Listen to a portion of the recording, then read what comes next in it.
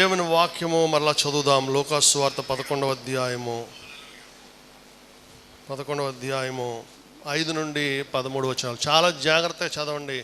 చాలా ఆశీర్వాదకరమైన వాక్యం దేవుడు ఈ రోజున ఇచ్చాడు మనకి. హల్లెలూయా. లూకా సువార్త 11వ అధ్యాయం 5 నుండి 13 వచనాలు. మరియు ఆయన వారితో ఇట్లనెను, మీలో ఎవనికైనా ఒక స్నేహితుడుండగా అతడు అర్ధరాత్రి వేళ ఆ స్నేహితుని యొద్దకు వెళ్ళి, స్నేహితుడా, నాకు 3 రొట్టెలు బదులిమ్ము. నా స్నేహితుడు ప్రయాణము చేయుచు మార్గంలో నా యొద్దకు వచ్చి ఉన్నాడు. అతనికి పెట్టుటకు నా యొద్ద ఏమీ లేదని అతనితో చెప్పిన ఎడల, అతడు లోపలనే ఉండి, నన్ను తొందర పెట్టవద్దు, తలుపు వేసి ఉన్నది, నా చిన్నపిల్లలు నాతో కూడా పండుకొని ఉన్నారు, నేను లేచి ఇయ్యలేనని చెప్పునా? అతడు తన స్నేహితుడైనందున లేచి ఇయ్యకపోయినను అతడు సిగ్గుమాలి మాటి మాటికి అడుగుట వలనైనను లేచి అతనికి కావలసినవన్నీ ఇచ్చును అని మీతో చెప్పుచున్నాను. అటువల్లనే మీరును అడుగుడి మీకు ఇయ్యబడును, వెదకుడి మీకు దొరుకును, తట్టుడి మీకు తీయబడును. అడుగు ప్రతివానికి ఇయ్యబడును, వెదకువానికి దొరుకును, తట్టువానికి తీయబడునని మీతో చెప్పుచున్నాను. ఇంటికి వచ్చి, స్నేహితుడా, నాకు 3 రొట్టెలు బదులిమ్ము. నా స్నేహితుడు ప్రయాణము చేయుచు మార్గంలో నా యొద్దకు వచ్చి ఉన్నాడు. అతనికి పెట్టుటకు నా యొద్ద ఏమీ లేదని అతనితో చెప్పిన ఎడల. హల్లెలూయా. అర్ధరాత్రి సమయం కాని సమయంలో వచ్చాడంటే ఒక స్నేహితుడు, వేళ కాని వేళ వచ్చాడు. అతనికి వచ్చిన ప్రాబ్లం ఏంటంటే, అతని ఇంటికి ఇంకొక స్నేహితుడు వచ్చాడు, అనుకోని అతిథి ఒకడు వచ్చాడు, అతనికి ఆహారం పెట్టాలి. ఆ దేశంలో రొట్టెలు తింటారు కాబట్టి 3 రొట్టెలు ఇమ్మని అడిగాడు. ఇజ్రాయేల్ దేశం గురించి యేసు ప్రభు ఈ ఉపమానం చెప్తున్నారు, ప్రార్థన గురించి చెప్తున్నారు. 3 రొట్టెలు ఇమ్మని అడుగుతున్నాడు. ఇతను అంటున్నాడు, తలుపు తీయలేదు. ఏమంటున్నాడు తలుపు తీయకుండా? నన్ను తొందర పెట్టవద్దు, తలుపు వేసి ఉన్నది, నా చిన్న పిల్లలు నాతో కూడా పండుకొని ఉన్నారు, నేను లేచి ఇయ్యలేనని చెప్తున్నాడంట. కానీ ఏమంటున్నాడు మళ్ళా? అతడు మాటి మాటికి అడుగుట వలనైనను లేచి అతనికి కావలసినవి ఇచ్చునని మీతో చెప్పుచున్నాను. హల్లెలూయా. సిగ్గుమాలి మాటి మాటికి అడుగుతున్నాడంట, పదే వెళ్ళట్లేదు. తలుపు తీయకపోయినా సరే అక్కడే నిలబడ్డాడు. హల్లెలూయా. తలుపు తీయకపోయినా సరే గుమ్మం దగ్గరే ఉండి అరుస్తున్నాడు, ప్లీజ్ ప్లీజ్ కొంచెం మీ ఇంట్లో ఏది ఉంటే అది ఇవ్వని అని అడుగుతున్నాడంట. తలుపు కొడతా ఉన్నాడు, విసిగిస్తున్నాడు, నిద్రలో ఉన్న వాళ్ళని లేపుతున్నాడు, డిస్టర్బ్ చేస్తున్నాడు, విసిగిస్తున్నాడు.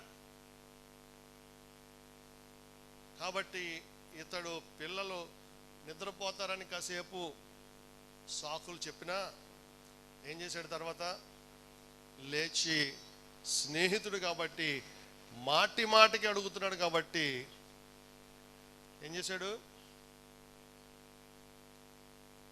అతనికి కావలసింది ఇచ్చాడని యేసు ప్రభు చక్కని ఉపమానం చెప్తూ దీని గురించి, అటువలే 9వ వచనం చదువుదాం. అటువలే అడుగుడి మీకు ఇయ్యబడును, మీరును అడుగుడి మీకు ఇయ్యబడును, వెదకుడి మీకు దొరుకును, తట్టుడి మీకు తీయబడును. అడుగు ప్రతివానికి ఇయ్యబడును, వెదకువానికి దొరుకును, తట్టువానికి తీయబడునని మీతో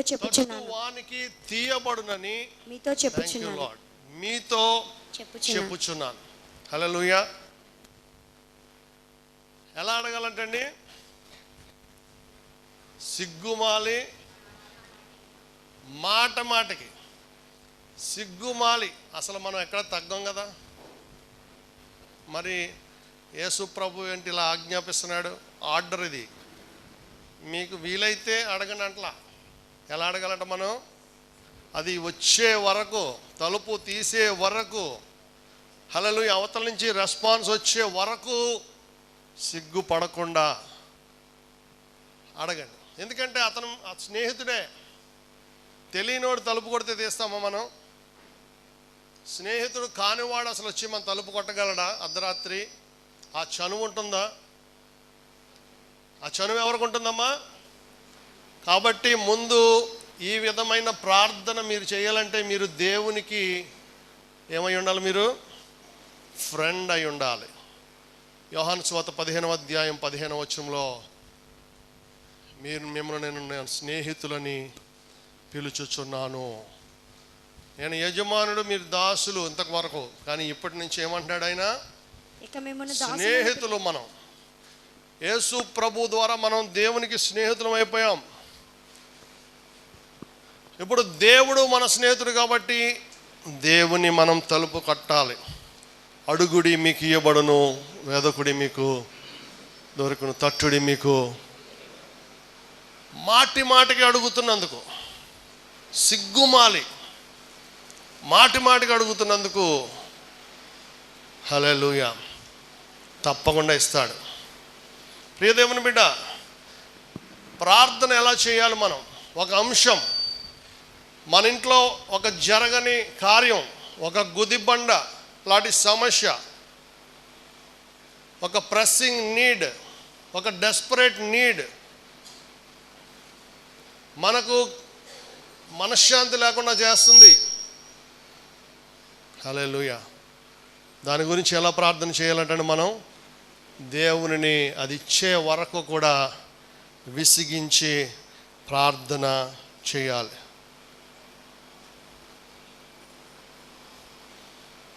ప్రపంచంలో పెద్ద సంఘం అని చెప్పుకుంటాం, దాదాపు 10 లక్షల మంది జనం విశ్వాసులున్న సంఘం. సౌత్ కొరియాలో డాక్టర్ పాల్ యాంగి చో గారి సంఘం. ఆయన బౌద్ధ మతం నుంచి రక్షించబడి ఆ బౌద్ధ దేశం అంతటిని ప్రభు తట్టు తిప్పేశాడు.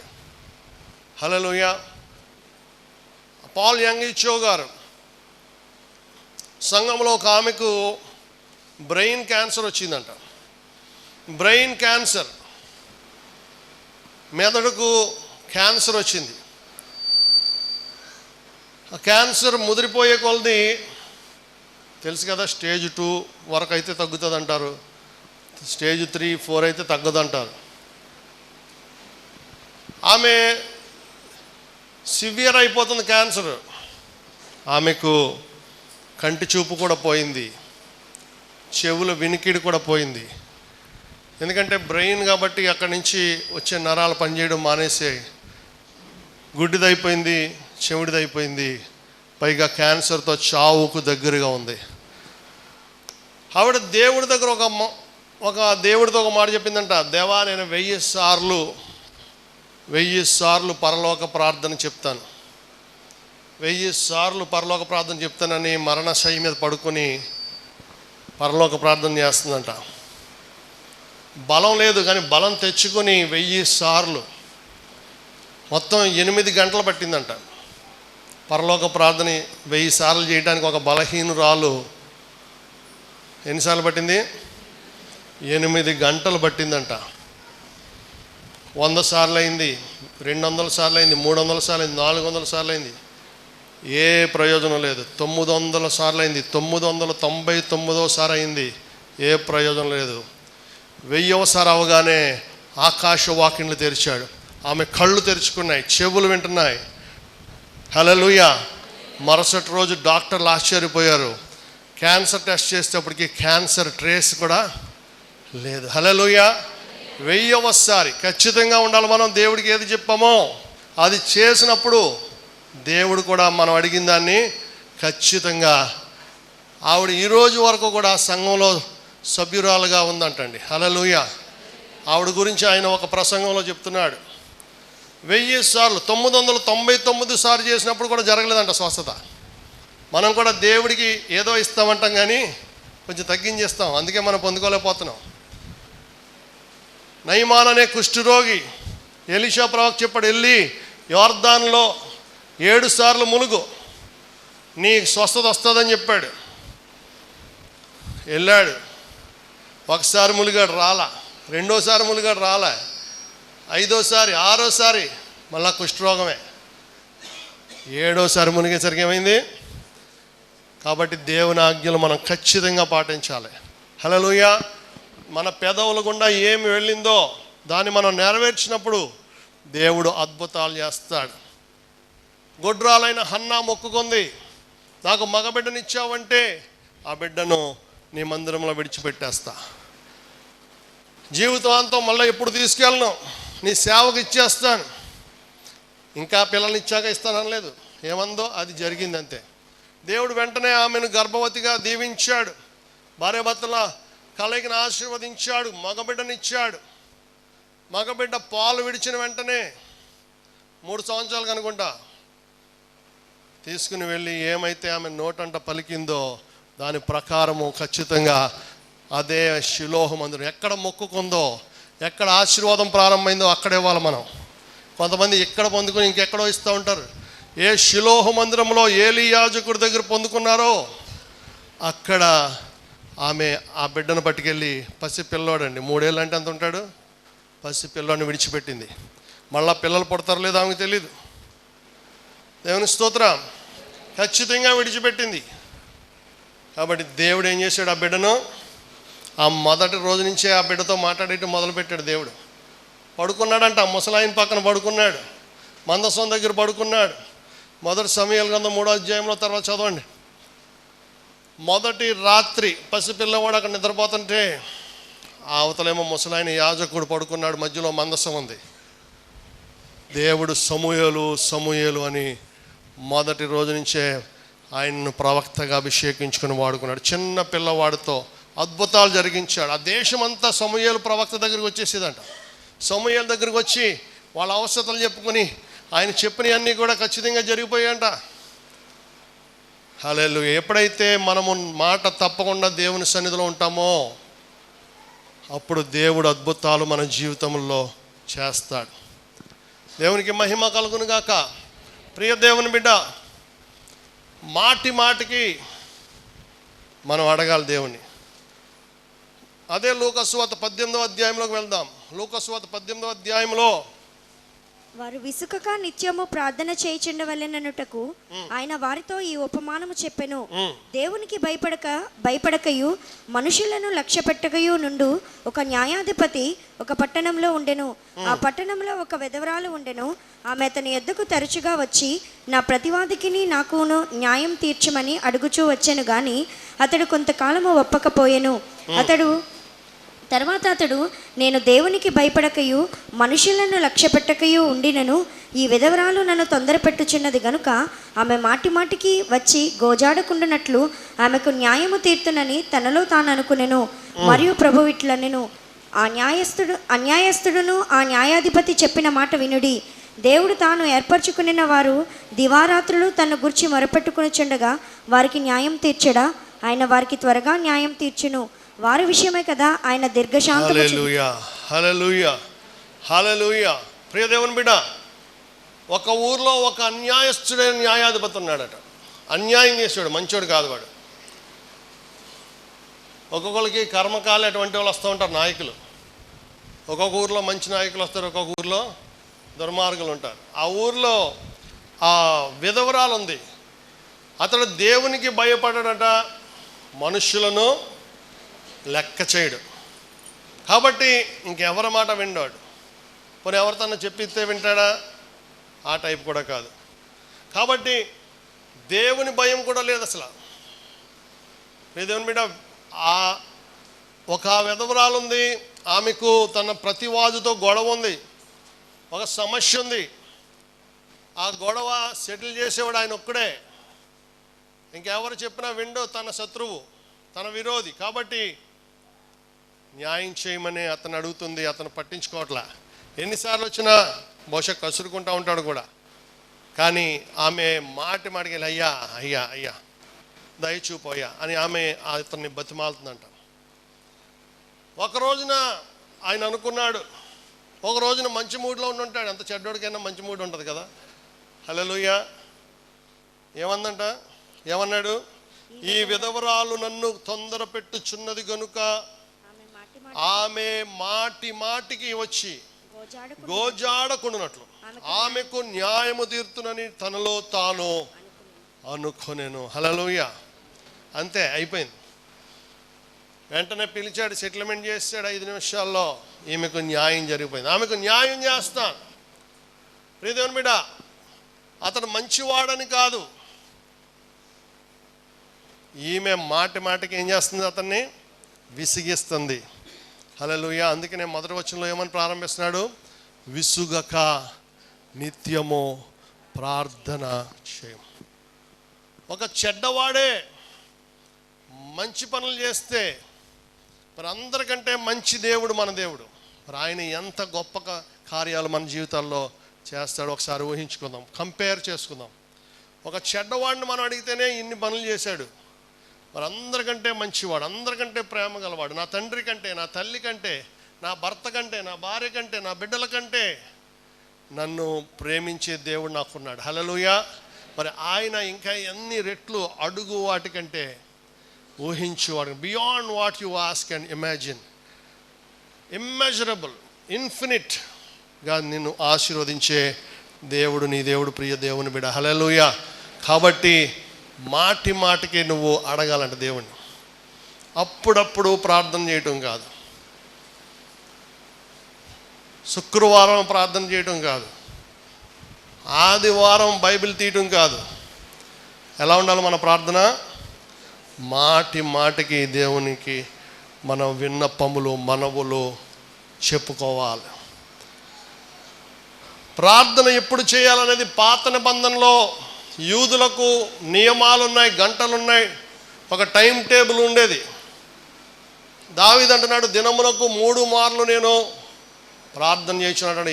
55వ కీర్తన 17వ వచనంలో ప్రతి ఉదయమున, సాయంత్రమున, మధ్యాహ్నమున నేను. కానీ క్రొత్త నిబంధనలో మనం స్నేహితులం అయిపోయాం, దేవుడికి స్నేహితులం అయిపోయాం. నువ్వు నడుస్తూ ప్రార్థన చేసుకోవచ్చు, నువ్వు ప్రయాణంలో ప్రార్థన చేసుకోవచ్చు, నువ్వు వంటగదిలో ప్రార్థన చేసుకోవచ్చు. హల్లెలూయా. నీకు అనారోగ్యం ఉంటే పడుకొని ప్రార్థన చేసుకోవచ్చు, ఎందుకంటే ఆయన స్నేహితుడు. ఆయన నిన్ను స్నేహితులను పిలుస్తున్నాడు. యోహాను సువార్త 15వ అధ్యాయం 15వ వచనంలో. కాబట్టి మనం ఎంత ధన్యులము, క్రీస్తు రక్తము ద్వారా మనం ఎంత సమీపస్థులమైపోయాం, మునుపు దూరస్థులమైన మనము అంటాడు. ఈ విధవరాలు ఒక ఎన్నిక లేనిది, అర్హత లేనిది. ఈమెకు ఒక అన్యాయస్తుడైన న్యాయాధిపతి న్యాయం చేశాడు.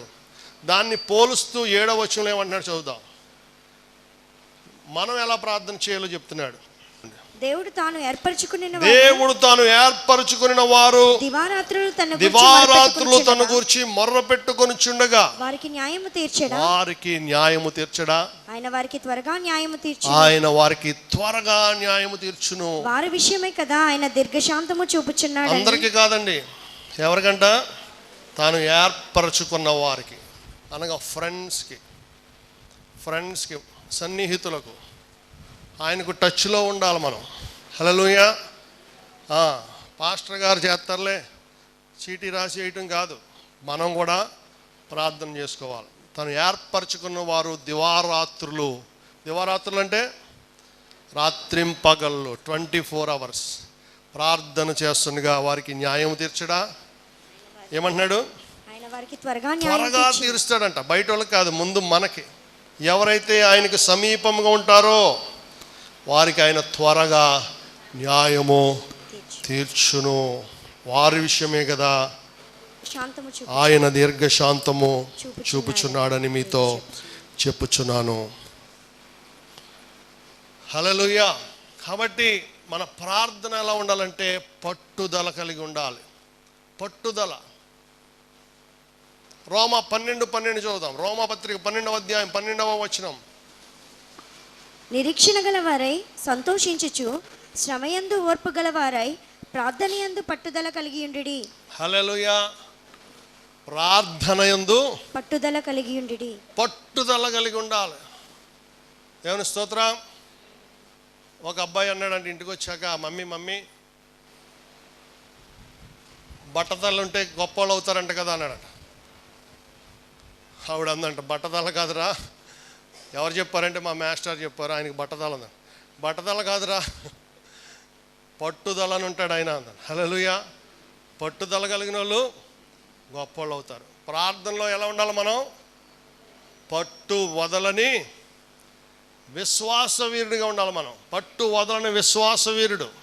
విశ్వాసం ఉంటేనే మనలో పట్టుదల వస్తుంది. కాబట్టి ప్రార్థన యందు పట్టుదల కలిగి ఉండండి. కొలస్సీ పత్రిక 4వ అధ్యాయం 2వ వచనం. ప్రార్థన యందు నిలకడగా ఉండి కృతజ్ఞత గలవారై దాని యందు మెలకువగా ఉండుడి. ప్రార్థన యందు నిలకడగా ఉండుడి. హల్లెలూయా. ప్రార్థన యందు నిలకడగా ఉండండి. నిలకడ అంటే స్టెడ్ ఫాస్ట్. స్థిరంగా ప్రార్థన చేయాలి మనం. ప్రతిరోజు చేయాలి. ప్రతిరోజు ఒక సమయం పెట్టుకుని చేయాలి. అప్పుడప్పుడు కాదు. ఒకరోజు చేసి 4 రోజులు మానేసి మళ్ళా 5వ రోజు చేసి మళ్ళా 2 రోజులు మానేసి ఇంకెందుకు ఆదివారం గుడికి వెళ్ళిపోతాం కదా అని చెప్పి ఆదివారం తగ్గించి, ప్రియ దేవుని బిడ్డ, ఇవి కాదు. ఎక్కువ సమయం నువ్వు ప్రతిరోజు ప్రార్థన యందు నిలకడగా. ఎఫెసీ పత్రిక 6వ అధ్యాయం 18వ వచనం. ఆత్మ వలన ప్రతి సమయమునందును ప్రతి విధమైన ప్రార్థనను విజ్ఞాపనను చేయుచు ఆ విషయమై సమస్త పరిశుద్ధుల నిమిత్తమును పూర్ణమైన పట్టుదలతో విజ్ఞాపన చేయుచు మెలకువగా ఉండుడి. హల్లెలూయా. ఎప్పుడెప్పుడు చేయాలంటే ప్రార్థన చూడండి. ఎప్పుడు చేయాలి? ప్రతి సమయమందును ప్రతి విధమైన ప్రార్థన విజ్ఞాపనను చేయుచు ఆ విషయమై సమస్త పరిశుద్ధుల నిమిత్తం పూర్ణమైన పట్టుదలతో. పరిశుద్ధులంటే క్రైస్తవులు, రక్షణ పొందిన వారు. సమస్త పరిశుద్ధుల నిమిత్తం పూర్ణమైన పట్టుదలతో విజ్ఞాపన చేయుచు మెలకువగా ఉండు. హల్లెలూయా. ఆ పట్టుదలతో నువ్వు చేసే ప్రార్థనలో నీకు తెలియకుండానే నువ్వు ఆత్మలో ప్రార్థన చేస్తావు. ఆ పట్టుదలతో నువ్వు ఎప్పుడైతే ప్రార్థన చేస్తావో నీకు తెలియకుండానే కన్నీటితో ప్రార్థన చేస్తావు.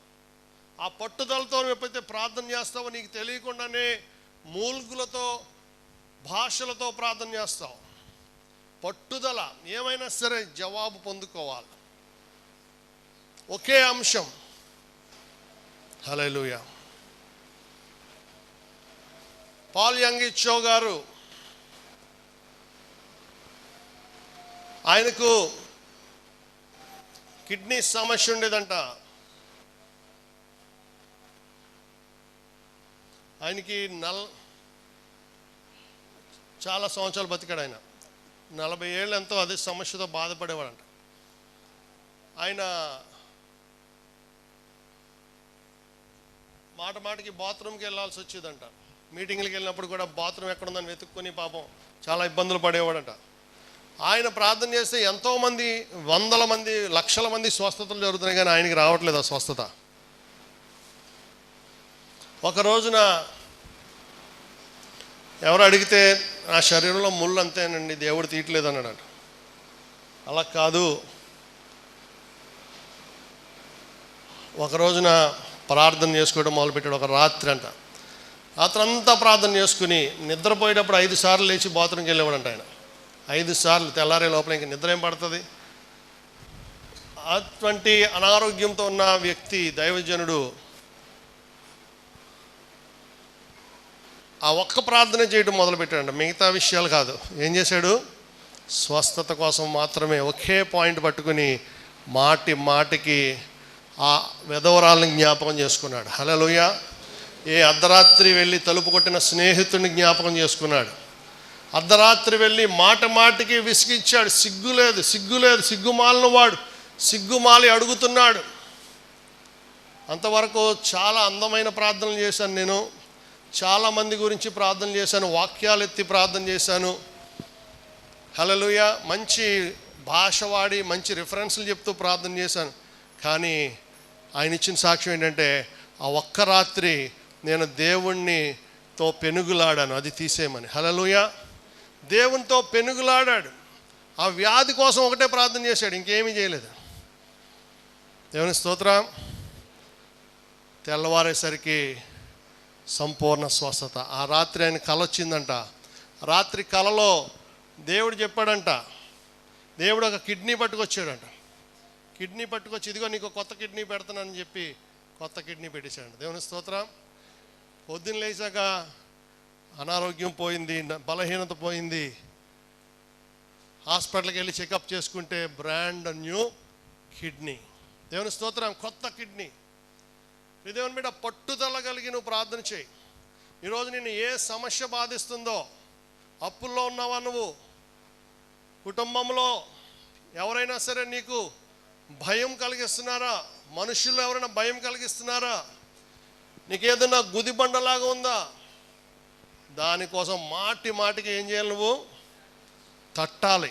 3వ స్టేజ్, అడుగుడి మీకు ఇవ్వబడును, వెదకుడి మీకు దొరుకును, తట్టుడి మీకు తీయబడును. మత్తయి 7:7 వాగ్దానం ఇచ్చాడు. అడుగుట కంటే తట్టుట బలమైన ప్రార్థన, అడుగుట కంటే వెదకుట బలమైన ప్రార్థన, వెదకుట కంటే తట్టుట మరింత బలమైన ప్రార్థన. యాకోబు తట్టాడు. అన్నయ్య చంపడానికి వస్తున్నాడు, 400 మందిని వేసుకుని వస్తున్నాడు. 20 సంవత్సరాల తర్వాత దొరికాడు తమ్ముడు, మోసం చేసి వెళ్ళిపోయాడు. హల్లెలూయా. ఆ రాత్రి యాకోబు కుటుంబ సభ్యులందరినీ కూడా ఏరు దాటి పంపించేశాడు. ఆదికాండం 28వ అధ్యాయము 32వ అధ్యాయ భాగంలో చూస్తే కుటుంబ సభ్యులందరినీ కూడా ఏరు దాటి పంపించేశాడు. సమయం లేదు, తెరవద్దు. ఏర్లు దాటి పంపించి యాకోబు ఒంటరి వాడై మిగిలిపోయాడంట. ఒక్కడే మిగిలిపోయాడు. ఇంతకాలం మనుషుల మీద డిపెండ్ అయ్యాడు. ఇంకా చావు దగ్గరకు వస్తుంది. వాళ్ళ అన్నయ్య చాలా భయంకరమైన వేటగాడు, పైగా 400 మందిని వేసుకుని వస్తున్నాడని చెప్పారు మనుషులు వచ్చి. దేవుని మీద 20 సంవత్సరాల పగ, బహుశా రాయలసీమ ఫ్యాక్షనిజం ఏమో పగ. ఏమి చేయలే యాకోబు, ఒకే ఒక ప్రార్థన మాటికి చేశాడు. రాత్రంతా కూడా, నువ్వు నన్ను దీవించితేనే కానీ నేను వెళ్ళనివ్వను నిన్ను. హల్లెలూయా. ఆదికాండంలో చూద్దాం. ఆదికాండం 31వ అధ్యాయం 24వ వచనం. యాకోబు ఒక్కడు మిగిలిపోయెను, ఒక నరుడు తెల్లవారు వరకు అతనితో పెనుగులాడెను.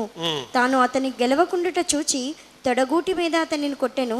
అప్పుడు అతడు ఆయనతో పెనుగులాడుట వలన యాకోబు తొడగూడు వసిల్లెను. ఆయన తెల్లవారుచున్నది గనుక నన్ను పోనిమ్మనగా అతడు, నీవు నన్ను ఆశీర్వదించితేనే గాని నిన్ను పోనీయనెను. ఆయన నీ పేరేమని అడుగగా అతడు యాకోబు అని చెప్పెను. ఎప్పటి వరకు ప్రార్థన చేశాడంటండి? తెల్లవారు వరకు ప్రార్థన చేస్తూనే ఉన్నాడంట. అందరినీ పంపించేశాడు. ఒంటరిగా తేల్చుకుందాం, దేవుడు నాకు చెప్పిన వాగ్దానాలు, నాకు చెప్పిన దీవెనలు, నాకు ఇచ్చిన ప్రవచనాలు, దర్శనాలు ఎందుకు నెరవేర్చడం? మా అన్నయ్య చేతిలో నేను చచ్చిపోవడం ఏంటి? హల్లెలూయా, హల్లెలూయా. ఇన్ని సంవత్సరాలు ఇన్ని తిప్పలు పడ్డాను, మామగారింటికి వెళ్ళి దాక్కున్నాను, శరణార్థిగా ఉన్నాను, అక్కడ పాలేరుతనం చేశాను. ఇంత తీరా మళ్ళా తిరిగి వెళ్ళిపోమన్నాడు కదా దేవుడు. మళ్ళా తిరిగి తండ్రి ఇంటికి వెళ్ళిపోతుంటే ఇప్పుడు ఏంటది? అన్నయ్య 400 మందితో వస్తున్నాడు. అన్నయ్య గురించే పారిపోయాడు. కానీ ప్రియ దేవుని బిడ్డ యాకోబు అందరినీ పంపించి వేసి ఒంటరిగా మిగిలిపోయాడు.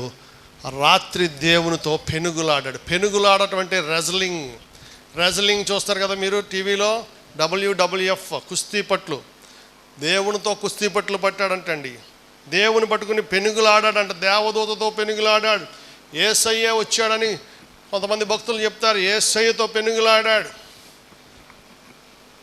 తెల్లవారుచున్నది కనుక నన్ను వెళ్ళనిమ్మంటే, నీవు నన్ను ఆశీర్వదించితేనే కానీ నేను నిన్ను వెళ్ళను. పట్టుదల కలిగి ప్రార్థన చేయాలి మనము కూడా. మహాపరిశుద్ధుడు, మిక్కిలి కృపా కనికరం కలిగిన మా పరమ తండ్రి, విత్తబడిన వాక్యము మంచి నేలబడిన విత్తనం వలె 30 60 100 సారవంతంగా నీ బిడలు ఫలింపచేయమని, నీకు ఫలాలు ఇచ్చేవారుగా, ప్రార్థనాపరులుగా, ప్రార్థనాత్మతో అభిషేకించబడిన వారుగా, కృపావరములతో పరిశుద్ధాత్మతో నింపబడిన వారుగా, దేవుని ప్రేమతో నింపబడిన వారుగా, నీ చిత్తాన్ని తెలుసుకొని వాక్యం అర్థం చేసుకుని వాక్యానుసారంగా ప్రార్థించే భక్తులుగా ప్రతి బిడ్డ కూడా వారి వారి కుటుంబాలకి, వారి వారి వంశాలకు దీవెనకరంగా ఉండడానికి దేవా ఇక్కడ ఉన్న ప్రతి ఒక్కరు కూడా నాయన ఈ రోజు నుంచి మునుపటి కంటే ఎక్కువగా నీ పాద సన్నిధిలో గడిపి నీ ఆశీర్వాదంలో ఏది పోగొట్టుకోకుండా సమృద్ధి దీవెనలతో నింపబడి సజీవ సాక్షులుగా వాడబడడానికి కృప చూపమని, వాగ్దానాలు నెరవేర్చమని యేసు నామమున ప్రార్థిస్తున్నాము మా పరమ తండ్రి. ఆమేన్, ఆమేన్, ఆమేన్.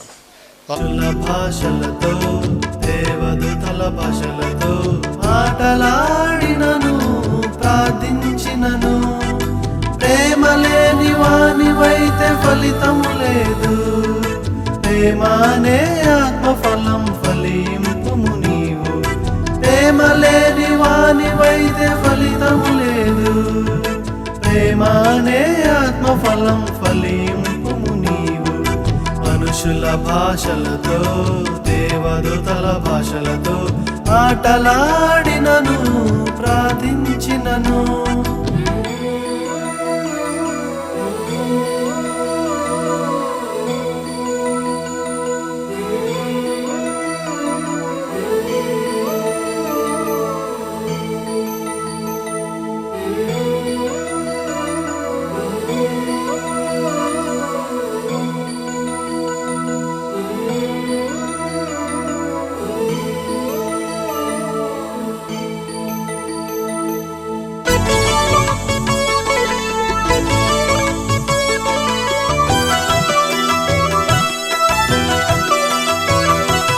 ప్రవచించు కృపావరము కలిగియున్నను, గొప్ప మర్మములు జ్ఞానమంతా ఎరిగియున్నను.